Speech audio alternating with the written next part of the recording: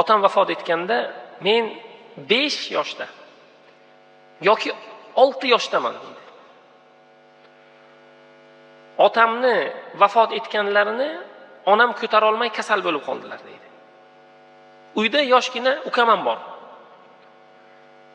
Doktor keldida uyimizga bir narsalar yozib berdi. Mana shuni do'kondan olib kelish kerak dedi. Uyda pul yo'q, imkoniyat juda og'ir. Ko'chaga chiqyapman. Birov bizga yordam berarmikin deb. Lekin bizga yordam beradigan odam yo'q. Hammaning imkoniyati o'ziga yarasha. Onam kasallar. Qo'limda bir necha dorilar yozilgan varoq. Dorixonaga boryapman.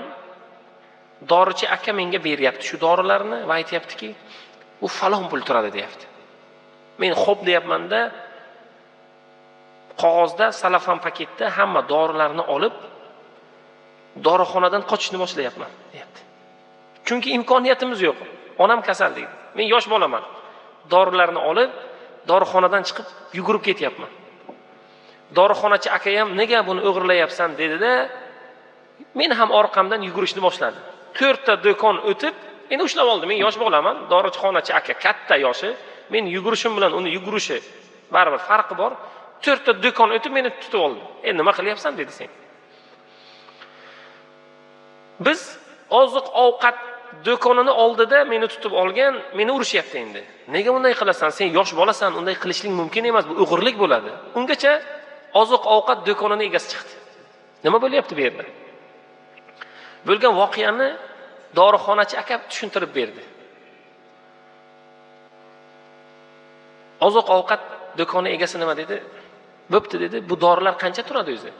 "Falon pul turadi." "Bo'pti, men beraman" dedi uni. Do'koniga qaytdi-da, dorixonachi akaga pulini to'ladi. Keyin menga aytdi, "O'g'lim, unday qilish yaxshi emas." Men aytayapman unga, "Amaki, bilaman, o'g'irlik bo'ladi bu, lekin imkon yo'q. Iloji yo'q. Onam kasal, otam vafot etganlar. Men bilaman bu yomon ish ekanligini, lekin men eslab qoldim buni. Katta bo'lsam aniq to'layman unga" deb fikr qildim. Ya'ni dorixonachi akani men eslab qolganman. Katta bo'laman, o'zim ishlayman, buni aniq to'layman. Lekin hozir imkoniyatimiz yo'q. Oziq-ovqat do'konidagi birodar aytdilar, "Yo'q, unday qilma. Bir og'iz birinchi so'rash kerak uni. Yordam bera olasanmi deyish kerak. Men shunday qilmoqchiman. Menga berib turing, katta bo'lsam to'layman deyish kerak.